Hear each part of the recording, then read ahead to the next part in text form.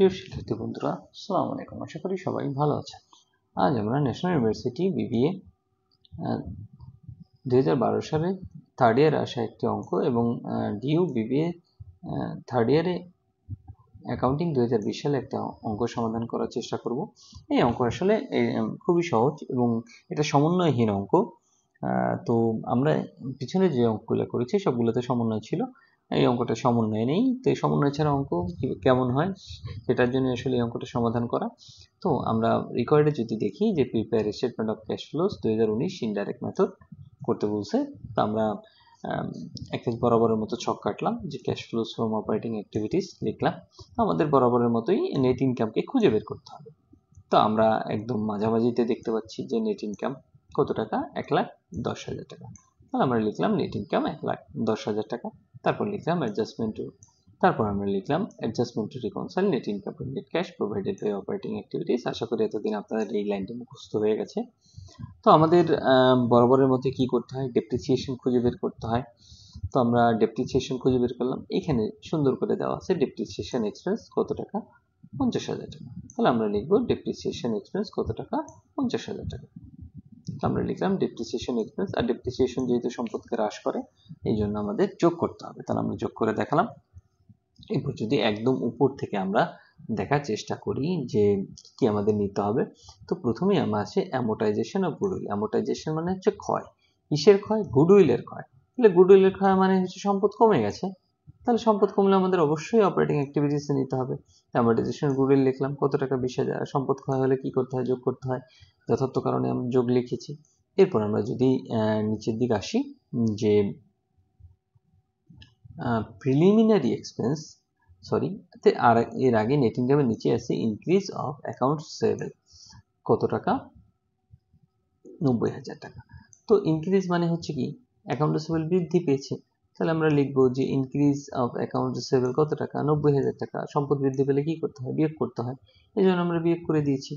এরপর যদি আসে gain on sale of equipment, তার মানে এসআই সম্পত্তি ক্রয় বিক্রয় থেকে আমাদের লাভ হয়েছে কত টাকা, 30,000 টাকা।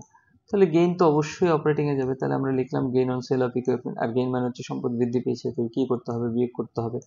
তাহলে আমরা সুন্দর করে এটাকে বিয়োগ করে দেখালাম। এরপর যদি দেখি যে ডিক্রিজ অফ অ্যাকাউন্টস পেয়েবল, এটাও চলতি দেয়, হ্রাস পেয়েছে কত টাকা, 1,00,000 টাকা। তাহলে আমরা লিখবো যে ডিক্রিজ অফ অ্যাকাউন্টস পেয়েবল কত টাকা, 1,00,000 টাকা।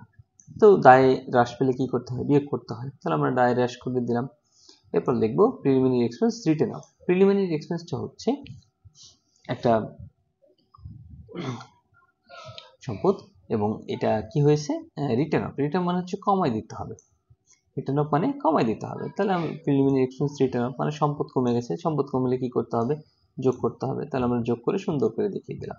এরপর আমরা যদি লাস্টের দিক দেখি increase in allowance for bad date, এটা একটা দায়, এটা একটা চলতি দায়, এটা বৃদ্ধি পেয়েছে। চলতি দায় বৃদ্ধি পেলে আমাদের কি করতে হবে? আমাদের অবশ্যই যোগ করতে হবে। তাহলে আমরা এখানে যোগ আকারে দেখিয়ে দিলাম।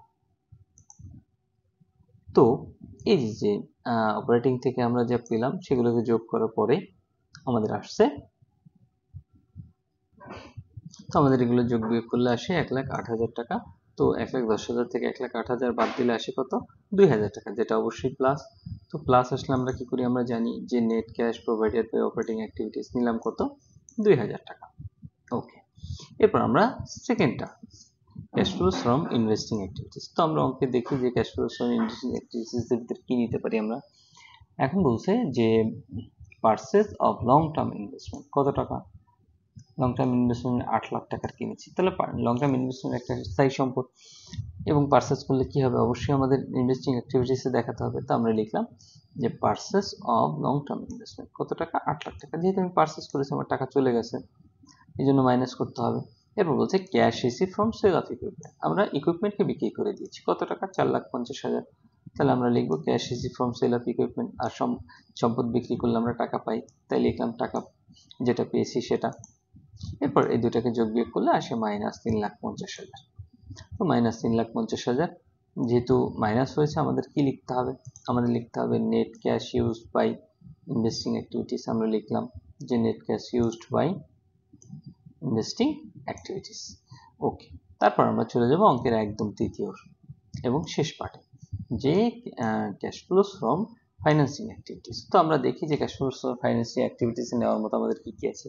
এখানে প্রথমেই বলা আছে cash receive from sale of common stock. আমরা কমন স্টক ইস্যু করেছি বা বিক্রি করেছি।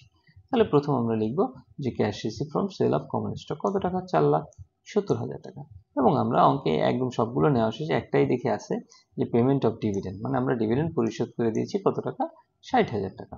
তাহলে আমরা লিখব পেমেন্ট অফ ডিভিডেন্ড কত টাকা, 60,000 টাকা। তো আমরা যদি দুইটাকে যোগ বিয়োগ করি তাহলে আসে 4,10,000 টাকা। তো 4,10,000 টাকা হচ্ছে net cash used by investing activities. এরপর আমাদের এই তিনটা, এই প্রথম 2,000, তারপর 3,50,000, তারপর 4,10,000, এই তিনটাকে যদি আমরা যোগ বিয়োগ করি তাহলে আমাদের দাঁড়ায় 62,000, যেটা অবশ্যই প্লাস। এই জন্য আমরা লিখবো নেট ইনক্রিজ ইন ক্যাশ। এখন আমরা জানি যে এটার সাথে বিগিনিং ব্যালেন্স যোগ হয়। বিগিনিং ব্যালেন্স আমরা পাবো কোথায়? আমরা যদি অঙ্কের শুরুতে যাই যে on 1st January Bobby limited had a cash balance 1,40,000। তাহলে কত টাকা ক্যাশ ব্যালেন্স ছিল? 1,40,000। তাহলে আমরা এখানে এটাতে কি করব? এটা যোগ করব। কি করব?